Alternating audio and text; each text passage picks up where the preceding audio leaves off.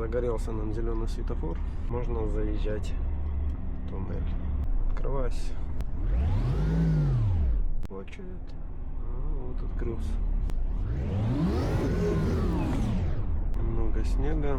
Дистанция 150 метров. Максимальная скорость 70, минимальная 50. И как часто бывает, кстати, легковушки едут 50 километров.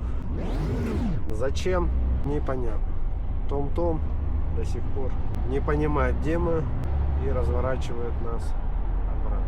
Все потерялись. Лучшая навигация, кстати. Рекомендую либо купить сам навигатор, либо, как я, создать европейский аккаунт и купить подписку. Цена варьируется для грузовых автомобилей, навигация от 60 до 90 евро в среднем. Зависит от страны создания вашего европейского